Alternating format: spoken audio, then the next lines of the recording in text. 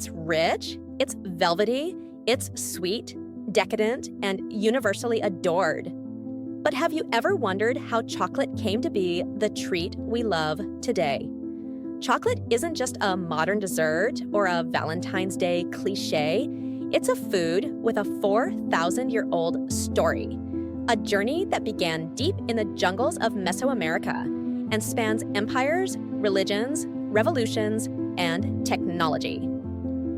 So unwrap your curiosity, because today we're diving into the deliciously complex and surprisingly sacred history of chocolate. This is the 4,000-year journey of chocolate, from ancient rituals to sweet delight. Our journey begins in the lush rainforests of Central and South America, thousands of years ago. Long before chocolate was wrapped in foil or sold in heart-shaped boxes, it was a sacred substance known only to the indigenous peoples of Mesoamerica.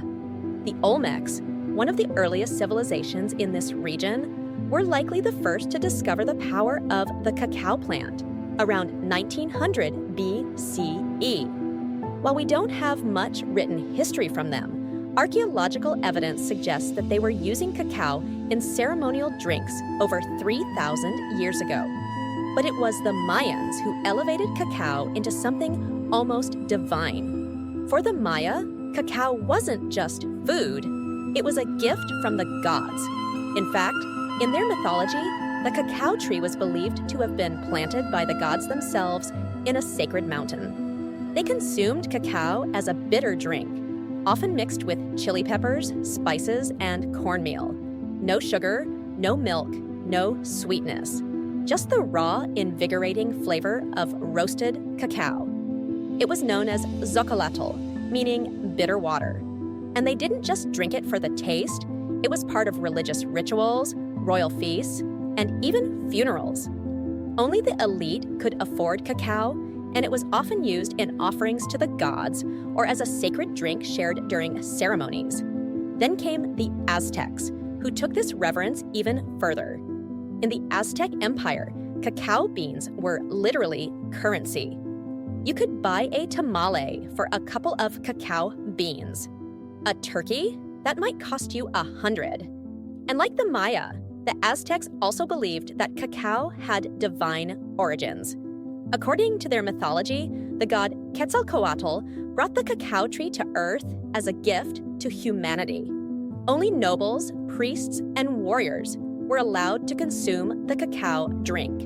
And during sacred rituals, it was believed to grant wisdom, strength, and vitality. So before it was sweet, before it was mainstream, chocolate was sacred. Fast forward to the 16th century. Spanish explorers, led by Hernán Cortés, arrived in the Aztec Empire. There, they witnessed the importance of cacao firsthand. Montezuma II, the emperor, reportedly drank dozens of cups of cacao a day to maintain his vigor. The Spaniards saw cacao not only as a beverage, but as a symbol of power and prestige. When they returned to Europe, they brought cacao beans with them, along with gold, silver, and many other spoils of the New World. But at first, Europeans didn't know what to make of it. The drink was far too bitter for their tastes. So what did they do? They added sugar. Sugarcane, already a valuable commodity from the Caribbean colonies, became the magical ingredient that transformed bitter zocolatl into the sweet treat we'd recognize today. And with that one addition, chocolate's European transformation began. Soon, cacao became all the rage among the aristocracy. Chocolate was served as a hot, frothy drink in royal courts and elite salons from Spain to France to Italy. It wasn't just a drink, it was an experience.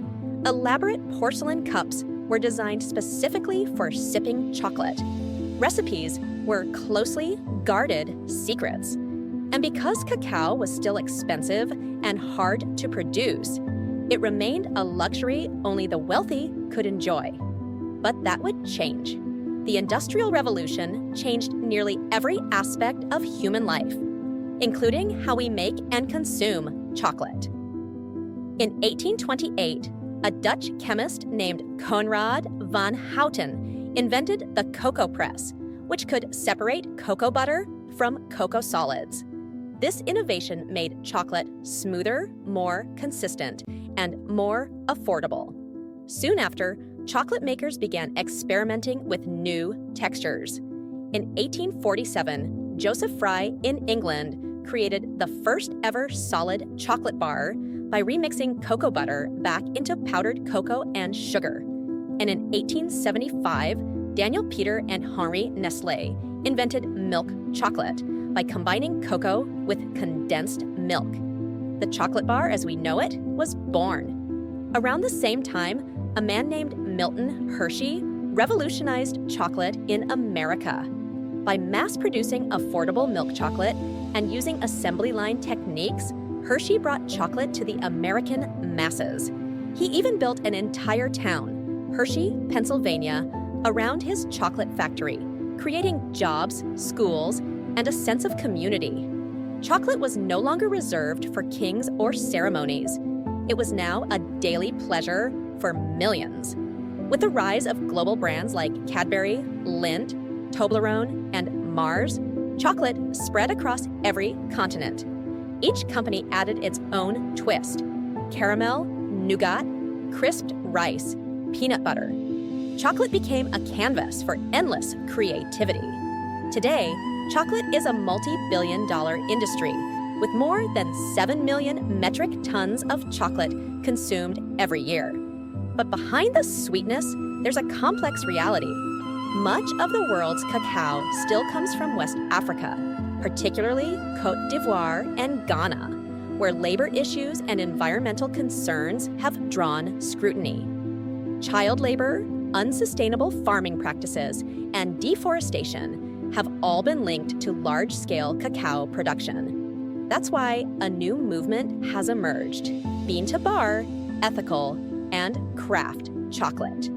Small chocolatiers and artisan makers are now sourcing cacao more responsibly, paying fair wages to farmers, and highlighting the unique flavors of different cacao growing regions, just like wine or coffee. We're beginning to see chocolate not just as candy, but as a culinary art form. Single origin bars, high percentage dark chocolate, cacao nibs, vegan and dairy-free options, limited editions from Ecuador, Madagascar, or the Dominican Republic. Chocolate today is a blend of the ancient and the modern, of tradition and technology, of pleasure and purpose. It can be a simple snack or a gourmet experience, a guilty pleasure or a sacred indulgence. So next time you bite into a chocolate bar, remember, you're not just enjoying a piece of candy. You're experiencing a 4,000-year journey from ancient jungle rituals to factory lines and artisan shops, from sacred ceremonies to Valentine's hearts, from a bitter drink for gods and kings to a sweet, universal delight. Chocolate has crossed oceans, shaped economies, inspired myths, and delighted billions. It connects farmers in Ghana with chefs in Paris. It links Aztec temples with Swiss factories. And it continues to evolve, just like the cultures that adore it. So whether you're savoring dark, rich truffles or sneaking a piece of milk chocolate from the pantry, take a moment to appreciate the journey. Because chocolate isn't just food. It's history, it's culture, it's legacy, and it's delicious.